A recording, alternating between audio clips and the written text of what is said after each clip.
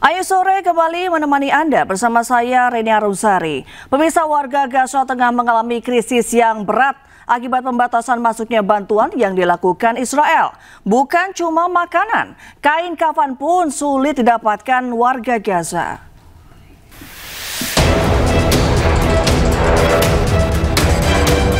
Setiap harinya warga Gaza terus berjuang untuk bertahan hidup di tengah gempuran perang dan kelaparan. Krisis pangan yang parah pun terus terjadi akibat pembatasan masuknya bantuan yang dilakukan oleh Israel. Tak hanya makanan, kain kafan pun tak bisa didapat oleh warga Gaza yang meninggal dunia. Akibatnya terlihat pemandangan yang tak biasa di rumah sakit Gaza. Jenazah warga Palestina yang syahid akibat kejahatan Israel hanya dibalut selimut. Warga mengatakan kondisi yang memprihatinkan itu terjadi karena pembatasan masuknya bantuan kemanusiaan di perbatasan yang terus berlanjut. Padahal korban tewas terus meningkat setiap harinya. Korban tewas tak hanya berjatuhan karena gempuran tembakan oleh Israel. Kelaparan kini juga menjadi pembunuh terbaru di Gaza. Kementerian Kesehatan Palestina mencatat 5 orang tewas akibat kelaparan atau malnutrisi dalam 24 jam terakhir pada Senin lalu. Total jumlah warga yang meninggal akibat kelaparan saat ini meningkat menjadi 180 orang.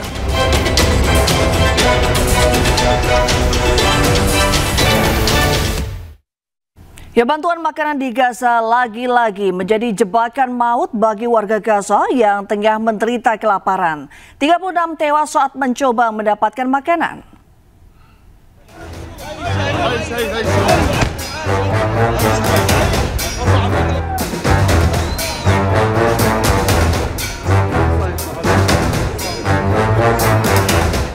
Truk bantuan kemanusiaan yang sebelumnya hadir membawa harapan berubah menjadi kendaraan kematian. Setiap antri bantuan makanan, warga justru pulang membawa teman atau keluarga dalam kondisi tewas atau terluka.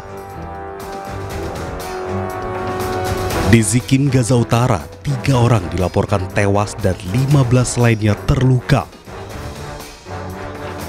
اقسم بالله من تحت ازيز الرصاص ناخذ كيس هالطحين لكي نعيل اولادنا واطفالنا ايش بدنا نشكي لمين. Hampir 2 pekan berebut makanan jadi pemandangan sehari-hari di Gaza. Media setempat melaporkan Senin kemarin 36 tewas di sejumlah lokasi Gaza saat antri bantuan makanan. Akibat bantuan makanan jadi jebakan kematian setiap hari, PBB pun berkali-kali mengutuk Israel atas kebiadabannya di Gaza. Warga Gaza berduka atas kerabat mereka yang tewas setelah insiden mematikan yang dilakukan militer Israel saat para pencari bantuan di Zikim ditembak mati. Jenazah menumpuk dan terbaring di kamar mayat rumah sakit Al-Shifa, diiringi kerabat korban yang menangis di samping orang yang mereka cintai. Media lokal melaporkan pembunuhan 70 warga sipil, termasuk 37 pencari bantuan dan puluhan lainnya terluka, hingga total korban di lokasi distribusi bantuan mencapai 1.480 tewas dan lebih dari 10.578 terluka. Israel menghadapi kecaman luas atas situasi kemanusiaan di Gaza setelah sejumlah insiden mematikan yang dilakukan oleh pasukan Israel yang berdalih menembakkan tembakan peringatan terhadap warga Gaza yang mengambil saat bantuan.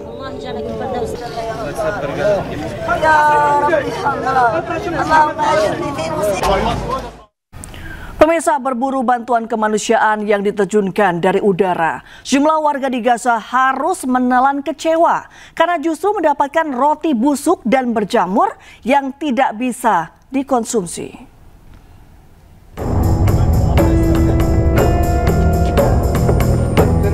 Seorang warga di Gaza, Palestina, merekam momen saat dirinya berburu bantuan kemanusiaan yang diterjunkan via udara. Nampak pria bernama Tyser ini berlari bersama ratusan warga lainnya menuju tempat bantuan kemanusiaan mendarat. Namun ia harus menelan kecewa. Pasalnya bantuan yang datang berisi roti busuk yang tidak dapat dikonsumsi. احنا في المساعدات صح لي اللي هو شادر وصح لي نص ربطة خبز. والله يا جماعة على ما أقول شهيد، نص ربطة خبز معفن. هذا اللي نزل من الطيارة قبل شوية غرب ديرة. Seorang lansia bahkan menangis karena gagal mendapatkan makanan untuk keluarganya. والله العظيم باجي باخذ حاجه 65 سنه المريض سكر وضغط وازمه. الله ينتقم منهم يا عم. بدي كيلو بس طعين ما انا قادر اطعم مرتي وولادي، ما في عندي ضغط عندي واحد. Situasi memprihatinkan ini terjadi di tengah krisis kemanusiaan dan kelaparan yang terjadi di Gaza.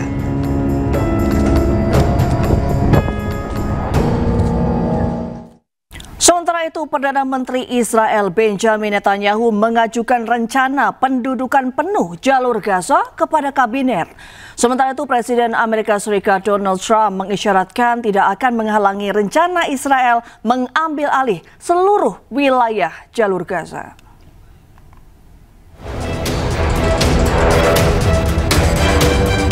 Perdana Menteri Israel dikabarkan siap mengajukan rencana pendudukan penuh terhadap jalur Gaza kepada kabinet, meskipun mendapatkan tentangan dari militer. Netanyahu menyebut pihaknya akan memperbarui rencana perang dengan 3 tujuan yang telah ditetapkan. Ia pun menyampaikan akan segera menginstruksikan militer tentang bagaimana mencapai ketiga tujuan perang tersebut, yang salah satunya adalah melakukan pendudukan secara penuh terhadap seluruh wilayah Gaza. היום במוצאי תשעה באב אנחנו בעיצומה של מלחמה עצימה שבה השגנו הישגים גדולים מאוד היסטוריים, כי לא היינו מפוצלים, כי עמדנו יחד ולחמנו יחד.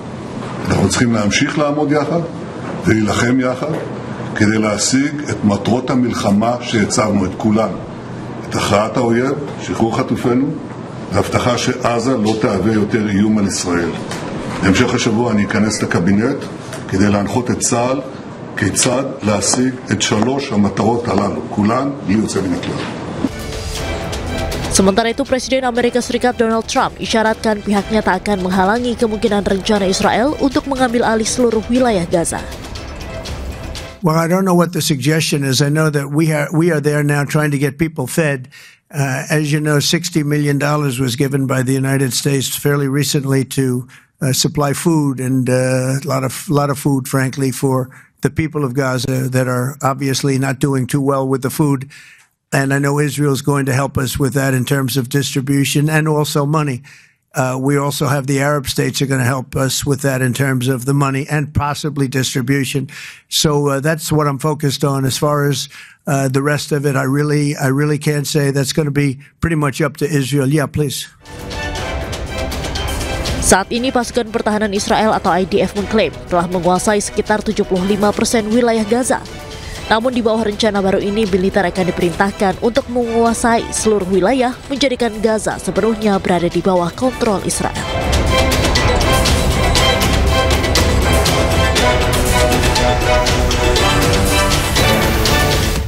Israel berencana melakukan pendudukan penuh jalur Gaza di tengah gencatan senjata. Dan untuk membahasnya, kami telah terhubung dengan Guru Besar Hukum Internasional Universitas Indonesia, Profesor Hikmahanto Juwana. Selamat sore, Profesor. Apa kabar? Selamat sore, kabar baik. Terima kasih. Terima kasih sudah bergabung dengan Ayu Sore, Profesor. Perdana Menteri Israel Benjamin Netanyahu mengajukan rencana pendudukan penuh jalur Gaza, padahal saat ini statusnya tengah gencatan senjata. Tanggapan Anda, Profesor? Ya, jadi apa yang diinginkan oleh Perdana Menteri Netanyahu ini sebenarnya yang ingin dilakukan sejak Israel mendapat serangan kejutan, surprise attack, dari Hamas pada tanggal 7 Oktober 2023. Nah, pada waktu itu Presiden Netanyahu memang mengatakan bahwa Israel punya hak untuk membela diri. Tetapi sebenarnya di balik itu, Israel tidak hanya menjalankan hak untuk membela diri, tetapi ada 3 hal yang ingin dicapai. Pertama adalah sandera yang dipegang oleh Hamas itu bisa dibebaskan. Kedua adalah petinggi-petinggi Hamas akan dibunuh atau ditewaskan gitu ya. Dan yang ketiga, Gaza akan dikuasai oleh Israel. Itu sudah lama. Dan sekarang ini ada gencatan senjata dan mungkin Netanyahu akan melakukan hal tersebut. Kenapa? Karena bagi Perdana Menteri Netanyahu, kalau misalnya Gaza tidak dikuasai oleh pemerintah Israel seperti di tepi barat, di West Bank, maka Gaza itu akan selalu menjadi momok bagi Israel. Karena di Gaza ini memang ada pejuang-pejuang Hamas, dan pejuang-pejuang Hamas ini biasanya akan menggunakan kekerasan terhadap Israel, ya, sehingga sekarang ini yang dilakukan oleh Israel sebenarnya adalah proses untuk menghilangkan rakyat Palestina di Gaza yang nantinya akan digantikan oleh para pemukim Israel yang tentu akan difasilitasi oleh pemerintahnya. Nah, ini yang tentu merupakan suatu pelanggaran dalam konteks hukum humaniter internasional, hukum perang internasional, bahkan hukum internasional itu sendiri, karena tidak seharusnya Israel bisa masuk ke wilayah Gaza ataupun West Bank, katakanlah begitu, karena ini sudah ada sejumlah resolusi yang mengatakan bahwa tidak boleh Israel memasuki dua wilayah ini. Seperti itu. Berarti statement dari Netanyahu bahwa akan menguasai secara penuh jalur Gaza ini sudah pasti akan merusak status gencatan senjata saat ini ya, Prof, ya? Oh, pasti.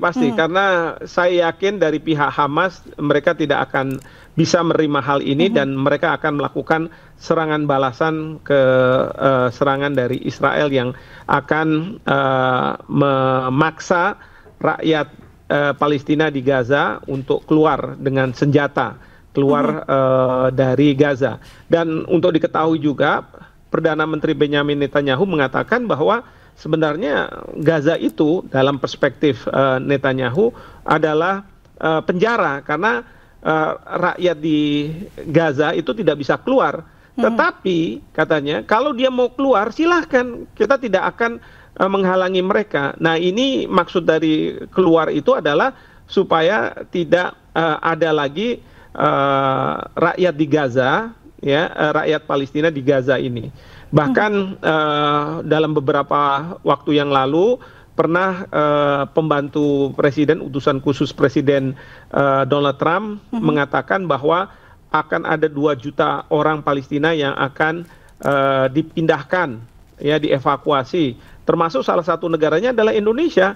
Ya, ini sebenarnya tujuannya kelihatannya mulia, ya, karena 2 juta orang dikeluarkan untuk adanya rekonstruksi di Gaza. Tapi sebenarnya yang diinginkan adalah bagaimana tanpa menggunakan senjata dan lebih terlihat manusiawi, orang-orang yang ada di Gaza, orang-orang Palestina di Gaza itu bisa keluar. Bahkan pada beberapa waktu yang lalu Presiden Prabowo mengusulkan ide, memang dari segi kemanusiaan bagus sekali, ya, 1.000 orang Palestina untuk dikeluarkan, dievakuasi dari Gaza untuk dirawat. Dan ide ini kemudian dijajakan juga, ditawarkan ke beberapa negara, termasuk Turki dan lain sebagainya. Tapi sebenarnya ide ini jangan dilakukan. Karena apa? Ini sama saja membantu Israel untuk supaya rakyat Palestina tidak ada jaminan